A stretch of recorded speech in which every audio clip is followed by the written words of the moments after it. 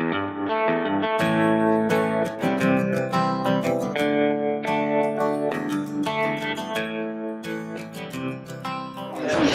morning. Good morning.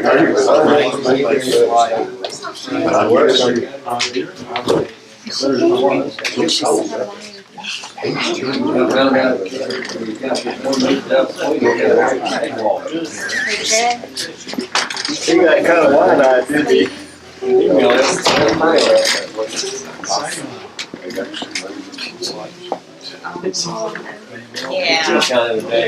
You started. You started rolling it. Okay, well, I didn't want to interrupt.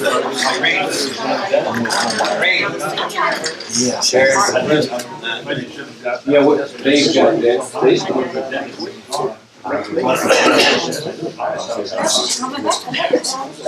Good morning, everyone. It's 10 o'clock. Sure, you got us called to order. Sir. I'd like to welcome everyone here. If you would just have a word of prayer before we get started, please. Our most gracious Heavenly Father, dear Lord, I thank you for this day and thank you for many blessings of life, dear God. And Lord, I just thank you for allowing us to wake up and breathe the breath of life this morning. Lord, I just ask you to be with our law enforcement and our first responders.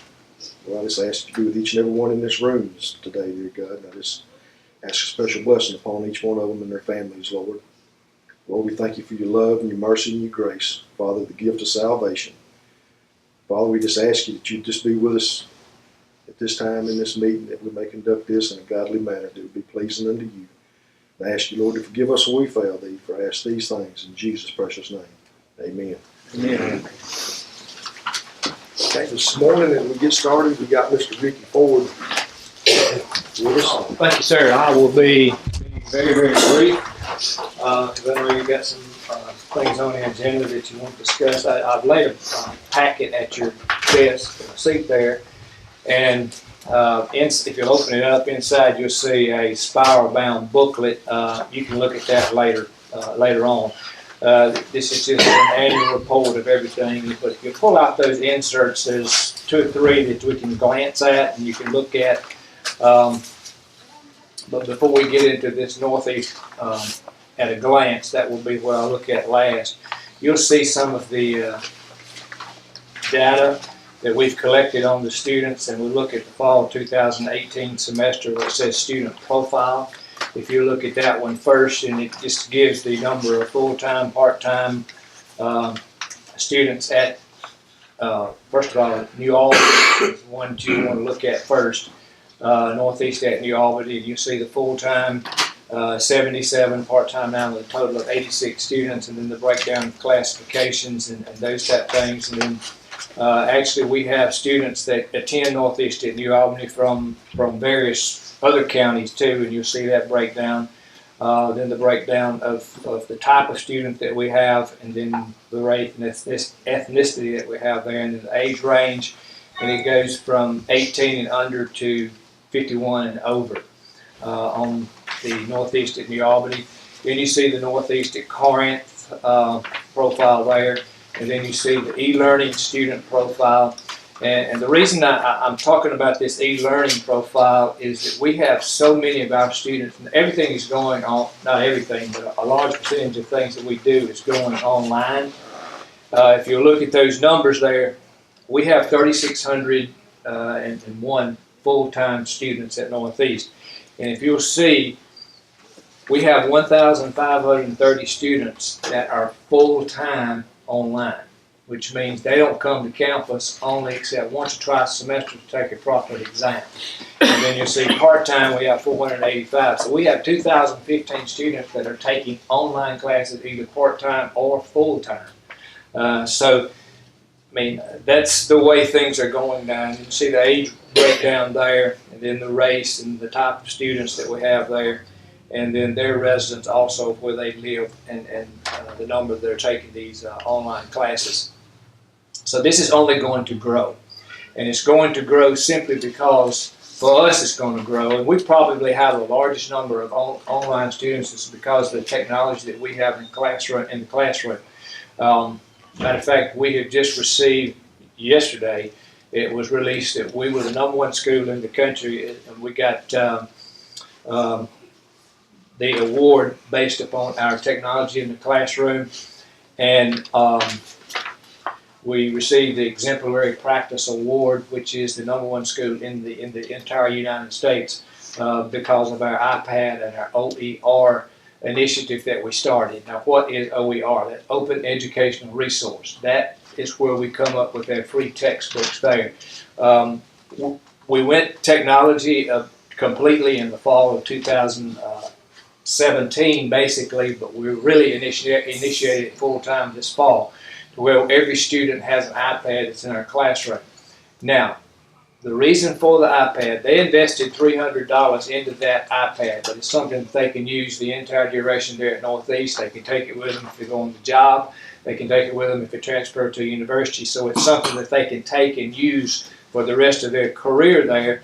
And what this did was allow us to put the Open Educational Resource. Now, what is that? That is a textbook that is being created by our instructors, okay?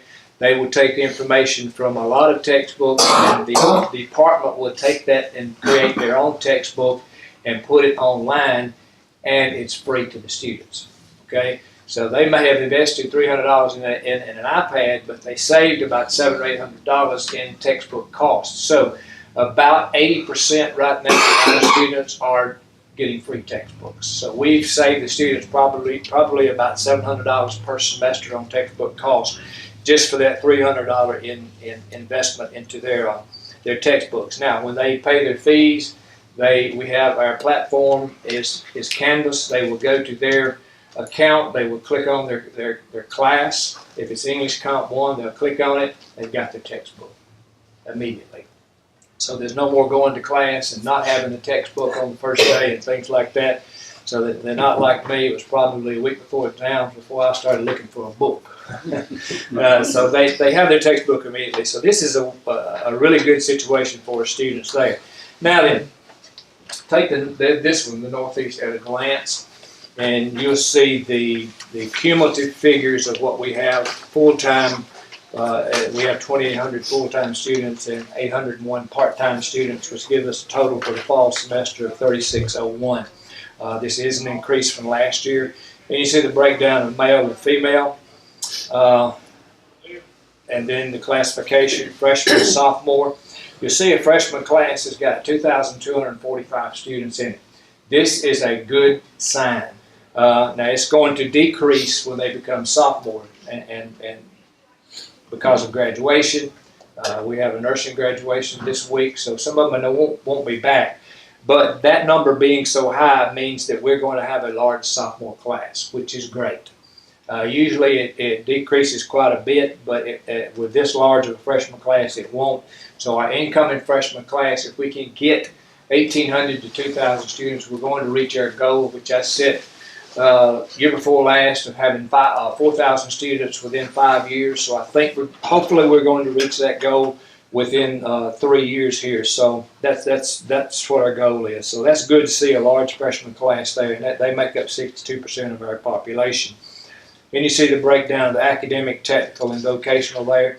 I think you're going to see the technical areas grow simply because there is an emphasis not only locally but statewide and even nationwide to increase these middle skill people. If you look on the Mississippi Works Out, you'll see that we have 48 to 50,000 jobs that are available, and we don't have the skilled people to fill those jobs. So there's a large emphasis now being placed upon the technical area to create those skilled workers. So we're actually beginning to teach this semester. We're teaching a few, but you're going to see this grow, is teaching more online classes for the career tech area. Now, we just kicked off this week, this semester, an apprenticeship program, and this is where it's kind of going, because the workforce training that we were involved in heavily, we were beginning to find out that we were training workers, but when they actually got on the job, the industries were saying, well, I wish you taught them this, I wish you taught them that, and that type thing. But the apprenticeship program, what this does, if you remember years ago, they had a program called the co-op program. That's where you work a semester and go to school a semester.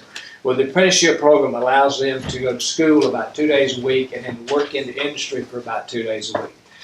Getting paid, And this allows, it's a win-win situation for the student and also the industry, because they can train them in the specifics that they need them trained in. They also find out whether they're going to be a good worker or not too. So it's a win-win situation for the industries. It's a win-win situation for us. We have 36 industries right now that are participating in the apprenticeship program. So we're only going to hopefully see that grow. And then you see the residents on campus and off campus. We have actually about 850 students that live on campus, and then off campus we have a lot of commuters that commute back and forth.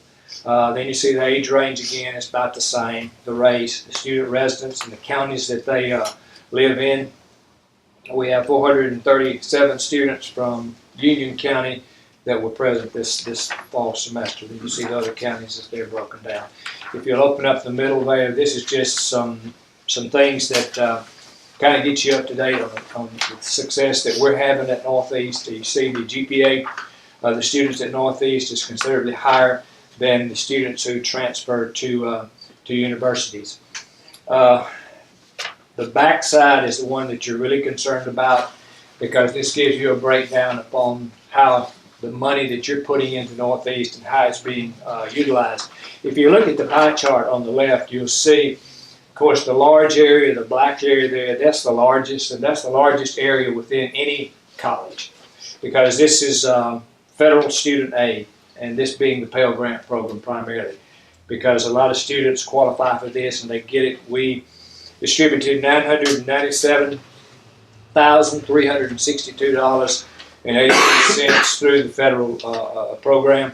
And then you see the alternate student loans in the red. And we encourage our students, do not take a student loan, because that's money that they have to pay back. Now, we've got to tell them, it's a federal law, you've got to tell them everything that they qualify for, and if they want it, they get it. We discourage that to them a little bit, because they may get scholarships to pay for everything, and they say, well, I can get a $2,000 loan this semester and $2,000 next semester. Let's see, I need a new cell phone, or I need some new rims for my car. Unfortunately, they do that, but they don't realize that they got to pay that money back. So we try to discourage them from taking out student loans unless it's absolutely necessary. So then the federal student loans, you see, was $473,891 that they got in federal student loans. Then you see institutional aid. Now this is scholarships that Northeast gives, whether it be academic, ACT, those type things, athletic scholarships. There's $317,657 that was presented to them through institutional Northeast scholarships. The Development Foundation, these are outside agency scholarships. Coca-Cola, people like that give money for scholarships. And then that other outside agencies goes through the Development Foundation. There was $55,445. State aid, this is the MTAG primarily. I am on a state financial study committee that we're looking at that to try to increase, to get more money available for our students. So we'll meet with the legislature in January 10th to kind of finalize that. Tuition guarantee, this is monies that you folks gave to students from Union County, and it was a total of $85,460. The total aid to Union County students in the fall of 2018 was $2,248,700.17. Now, if you look on the right column there, you'll see this broken down a little bit more. You'll see the county contributions. This is the tax millage that you folks gave, in which we are so appreciative of that. The general operating $445,000, enlargements improvement $510, and then you see the breakdown of per dollar given, the amount of return that they got. And down at the bottom, you see the county economic benefits, aid to county students was $2 million. The wages to county residents, these are people that live in Union County and work at Northeast, was $452,000. And then you see a breakdown of salaries, fringe benefits, things like that. A total of $304,531. So the total economic benefits to the county per $1 that you gave in tax monies, you got a return of $2.57. So it's you came out ahead on your investment. I'm happy to say that. Okay, that's pretty much it. I can give it in a short period of time. The e-learning is 2,015 students, and your total is 3,601. Do you add those two together to get your total enrollment, or is it all in that 3,601? All in that 3601. 3,601, That's okay. part of our enrollment. Okay, all right. We are expecting to get bond money this year, which we're going to commit to the Northeast Property, and we're already got some plans, but not finalized, anything like that, as far as adding an addition to the New Albany Center, which will create, I think, there's 4 or 5 classrooms, a lab, and a workforce training center in the back there. So I may be coming back to you guys. You know the street that runs behind it? Lincoln It is a street. Right. We just kind of use it as a driveway going in. But I may come to you to ask permission to eliminate that street, because we're going to put a building on the south side that will go east and west. Kind of make it an L shape. Probably have to talk to the city about See, that. go through Yeah. the city. City would be the Have one the to do city that. street. That's yeah. right. Yeah. That's right. It'd be city street. But anyway, we're moving forward and moving forward. At the end of the day, we've got to look at whether or not we are providing good instruction for our students. They're able to get a job when they get through there, or they're able to transfer on. So we've got to make sure that we do that. And then, provide as much assistance as we can to our counties and helping them in economic development and enhancing their areas there too. The big push now is dual credit, dual enrollment. This will allow us to do more of the dual enrollment classes here. That's the high schools coming in to take extra classes and things like that. A lot of people are going dual credit. Dual credit is something, we don't do dual credit. The high schools do the dual credit. In other words, if they're taking in English, sophomore English or junior English, they can take our textbook in English Comp 1 and teach that class, and they get credit for high school credit, and they also get college credit. The kicker is they've got to take our book and our curriculum. Because if they don't do that, and they get to Northeast and they take English Comp 2, they're not going to be very successful, because that content that they've got to cover has got to be our curriculum. That's a accreditation requirement that we have there. So I appreciate y'all. I want you to know that the door is open, my phone is open. Anytime you want to call and I can help and assist, we'll certainly be glad to do that. We'll do anything we can for you. Any questions? Any more questions? Thanks for what you do. And we'll work closely together with you when we start this process here, over here. Keep you in the loop and get you involved in that process too. Okay? I appreciate it. Appreciate it. Okay, appreciate your time. Thank you. Let me know if you need. Thanks a lot.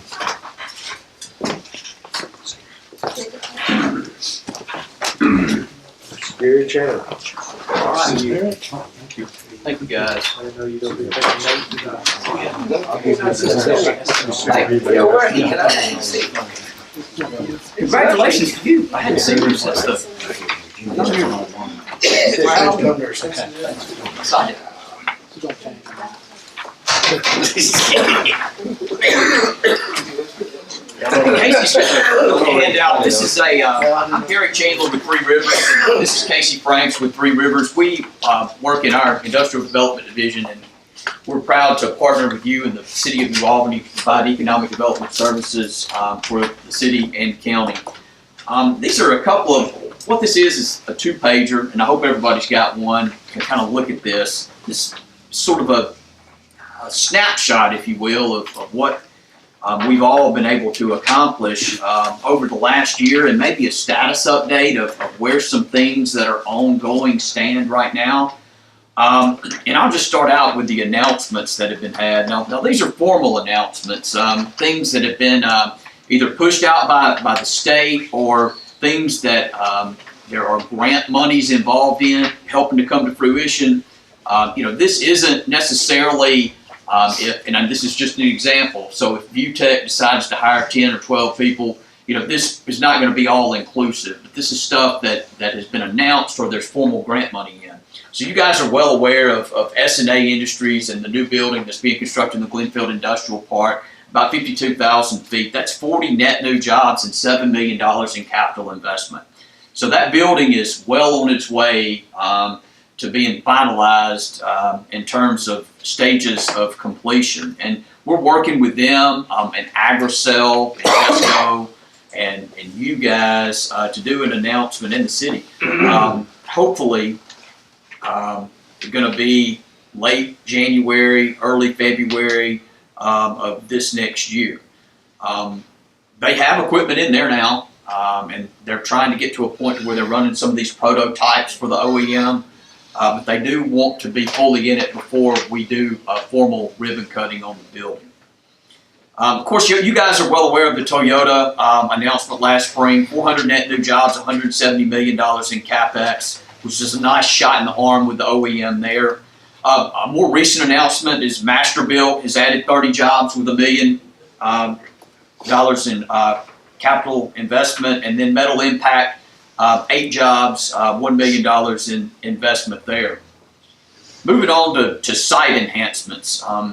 Boy, you guys have really taken the bull by the horns and progressed on what I call product development or site enhancements. And starting with Martintown South Industrial Park, that pad-ready site was completed in June of 2018. So federal, state, and local efforts helped, achieve a 200,000 square foot pad with grading for parking and truck traffic. So the site's been garnering some attention. You guys are aware of. We've had a couple of RFIs and then one site visit a couple of weeks ago from a European manufacturer, and they are in the process of, still considering multiple communities, even in Mississippi and some other states too. But that's a good sign, because without y'all's investment and commitment to that pad-ready site, we probably wouldn't have got that site visit if it wasn't a pad. If it was just raw land being farmed, I mean, we would have probably got cut early before the site visit stage. So I think that's, the more we can do to work together and develop that sites like that, the more competitive the community is going to be in staying in on these projects.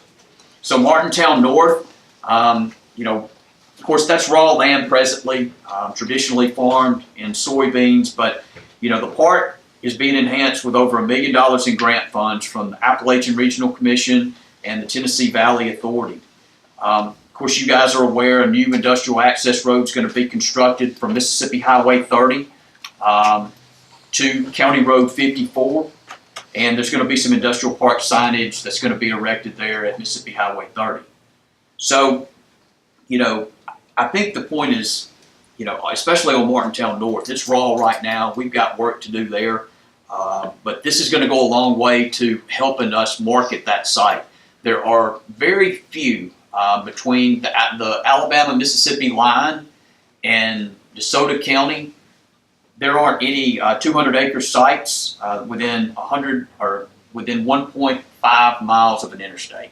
So that's saying something right there. And this site does represent that. That's 200 net acres within 1.5 miles of an interstate. That's sellable. That's sellable. So without your guys' commitment to moving that forward, again, we wouldn't be in a position to be able to market both of these properties to the degree we're marketing it.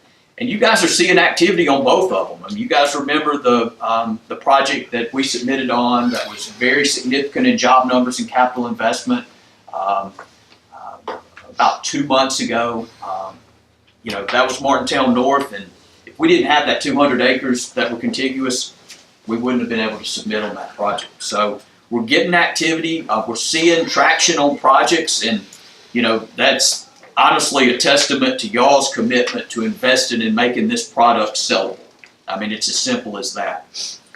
And you guys do the mowing and keeping that clean and keeping those sites cleaned up.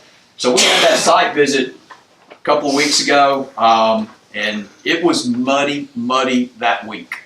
And you guys came in and put some gravel down, and I'm glad you did, because I don't think we would have probably been able to get back there to it without y'all doing that. So thank you for that. So you guys know a little bit about what our program of work is, but I'm going to touch on a couple of bullets if I can. 12 visits to existing industry this year. Some of those are multiple visits because, you know, I can think of 3 probably that we've been to multiple times because of expansion activity going on. So we'll bring in TVA and or the state a couple of different times to try to get those things solidified. And we've got another one with Metal Impact later this week too, on Thursday. So that'll be 13. 5 site selection consultants have been in the community this year to see product. That's pretty good. Those guys are, you know, unless they're doing site visits, just getting them in here is not an easy thing to do. And we've had a combination of getting them in here without a site visit, and then we've had some site visits too. So that's a good thing. 7 MDA project managers and or leadership have been in the community to see product. So that's part of how we sell this. So not all, but a good amount of our project activity comes through the Mississippi Development Authority and or TVA.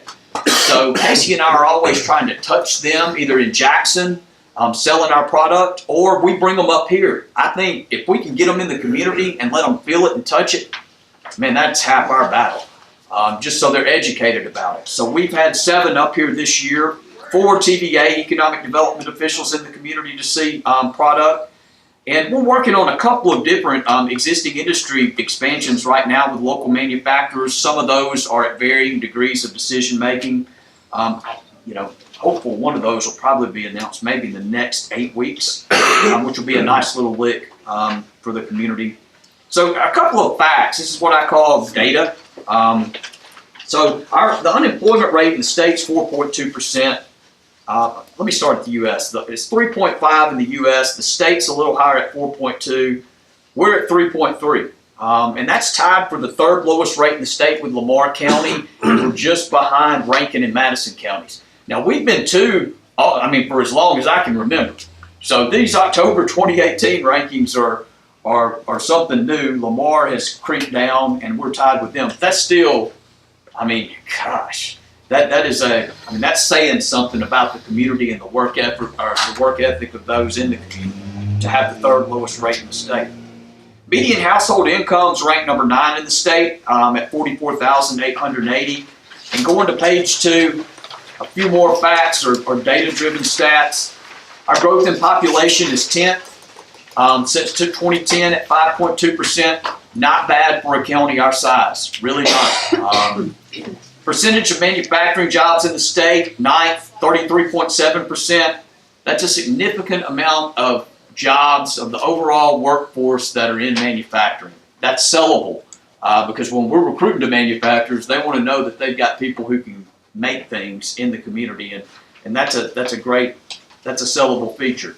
And lastly, manufacturing growth. This is 2017 data because I don't have 2018 data yet. 4.7% growth in manufacturers in our community. So that's more growth than any other sector that's measured, like financial services or retail, commercial, that sort of thing. So that's a great sign too. So fortunately for us, our local economy is very healthy right now. We're seeing expansion of existing manufacturers. We're seeing traction on new projects that we're trying to bring to the county, and we're investing in product. And I think with those 3 things, we have a great opportunity to have a terrific 2019.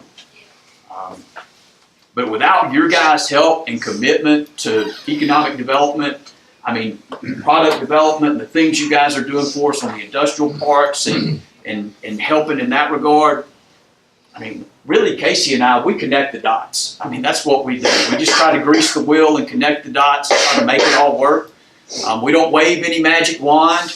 We try to utilize, the friendships and relationships we've developed over the years with people at the state and TVA and others. But, really, without you guys supporting us and allowing us to do this on your behalf, we wouldn't get to first base. So thank you for y'all's commitment to allowing us to provide your economic development services. Again, we just connect the dots and try to make it happen as best we can. Y'all have any questions? Mr. Chairman, what is the amount of money that the county of Union pays to Three Rivers every year for economic development? I'm gonna have to let it. Terry, you pulling your figures off the top of your head? No, I can't off the top of my head. That's, I really can't. 'Cause we got a lot of grant money and stuff. The amount that the county of Union pays to Three Rivers from Union County tax proceeds. We give an appropriation of, I wanna say, 27,000 maybe.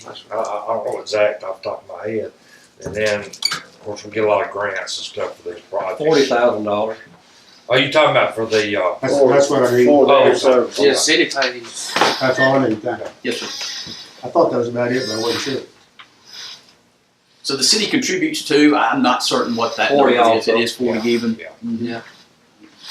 Mr. Kelly keeps up with that. I just try to execute the week. program of work. Yeah. Yeah, I know, right?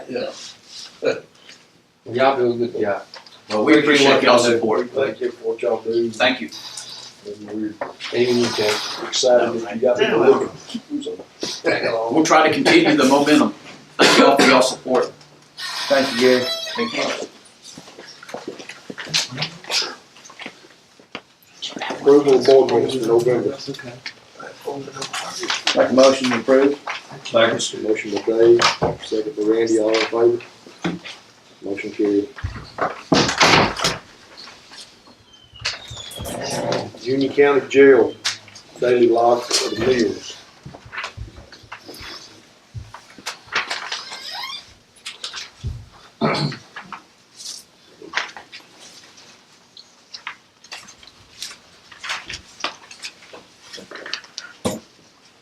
$2.38 per meal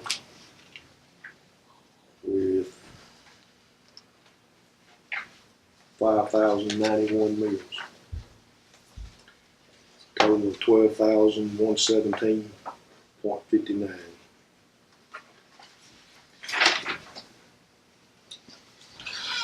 Terry, I know we just started doing this on this meal log. I mean, we've seen it each and every month, but we just started presenting it in here. Yeah. In the meeting.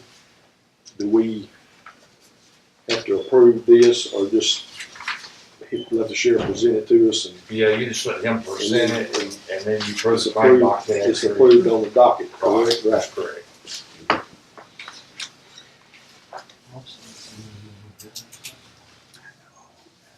Okay, November statement of expenditures, Sheriff's Department and Union County Jail.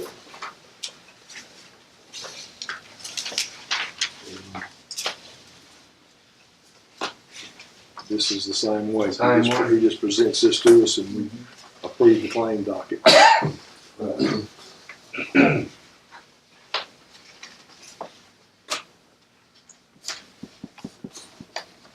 In the same way with Ms. Tanner, we need a statement of expenditures for the tax assessor and collector.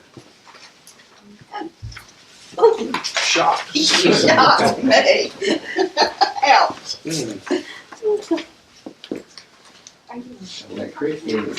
Yeah. Need to approve the claims docket for the month of November. Motion to approve. Motion by Randy, second by Chad, all in favor, motion carried.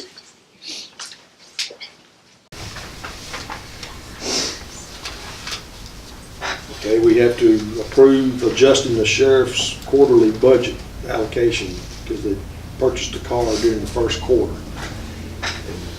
So we've been doing it by the year, and then now we have to do it quarterly, so we just need to approve adjusting the sheriff's budget. I'll make a motion. Well, Steve, what you're doing on that quarterly allocation is you give the sheriff, we divided his budget into quarters. Yes, sir. And of course, they bought a car, 450 in that first quarter, so you may want to add that to the first quarter and increase. You know, it's kind of hard to buy four car, so you don't want him to go over in the first quarter. So you would probably just need to increase that first, what you allow that first quarter. You know, maybe add that car to that amount. So I think we I think y'all allocated $495, $432 that first quarter. So you'll add that $34,450 to that, maybe just to increase that. So that's what, so we're just increasing the first quarter to cover the vehicle. Right. You need you made a motion? Chad. Chad, motion by Chad, second by Dave, all in favor? Motion carried. Approve the road department work schedule for the month of December. Motion to approve. Motion by Randy, second by Evan, all in favor? Motion carried. Approve the solid waste register. Make a motion. Motion by Dave, second by Evan, all in favor? Motion carried.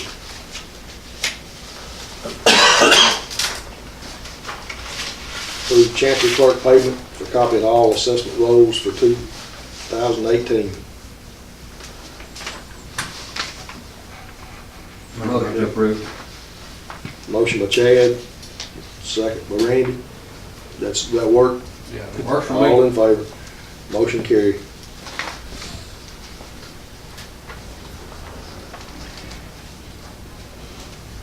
Payment of IAA owed annual dues for the assessor and 3 deputy assessors, $190 each. Don't touch me. I'm gonna stay back here.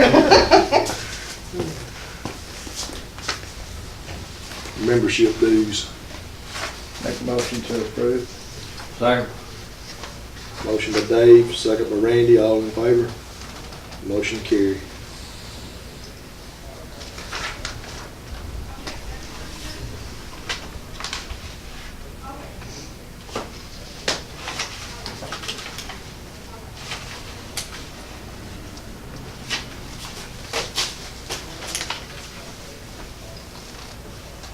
Payment of Mississippi Assessors and Collectors Association membership dues, $1,000. I'm international and Mississippi. More membership dues, motion by Evan, Second. second by Dave, all in favor? Motion carried. Part-time employment of Jeremy David Jensen as jailer.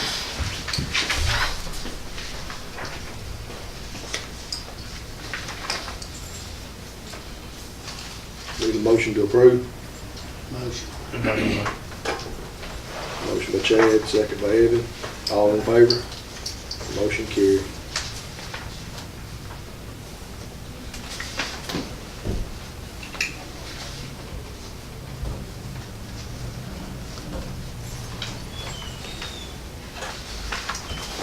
Thank you, sir.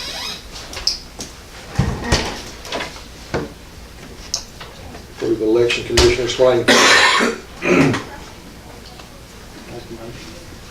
Motion by Evan, Second. second by Dave, all in favor? Motion carried. Circuit clerk payment as services as registrar. Diana, Motion to approve. motion by Randy, second by Evan, all in favor? Motion carried. Circuit clerk payment for court. So moved. Motion by Dave, Second. second by Chad, all in favor? Motion carried.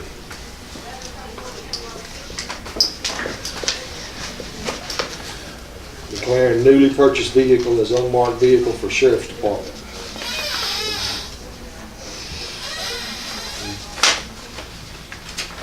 Sheriff stepped out. I think that's what the VIN number I believe on the minutes. We waiting on the sheriff. She's got that. Got the VIN number? She said she did.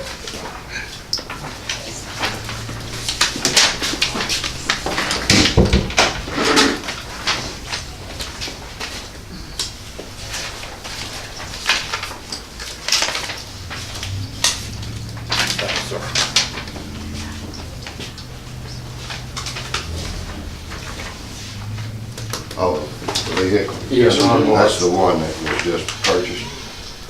The investigator used for surveillance Incognito. So and investigation. we And just approved it, needs because to be done. VIN number, and Terry put it on the inventory list. Correct, Terry? Do I now? She's got the VIN number and everything, we'll approve it, and we just add it to the inventory. Yeah, I think Amanda may have already added it to the. All right, need approval? Motion approved. Second. Motion by Randy, second by Chad. All in favor? Motion carried.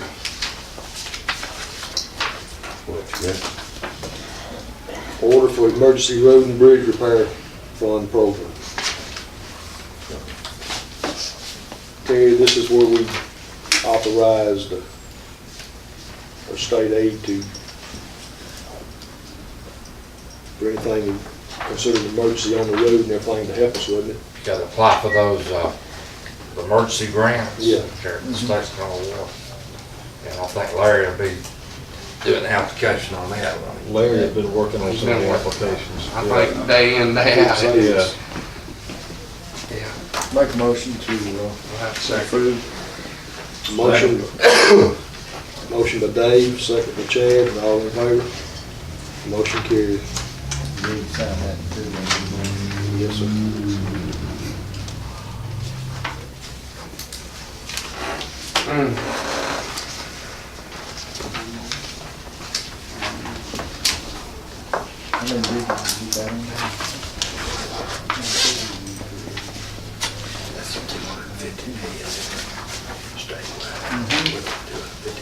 You need a copy of that? Yes, I do. Could you give him a copy of that after it's over? Mr. Lynn, Sharon at Christmas is gonna be the 19th, correct? I believe so.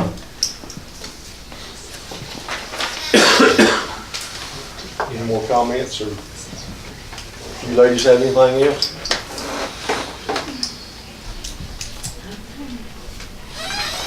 Need a motion to recess to December the 17th.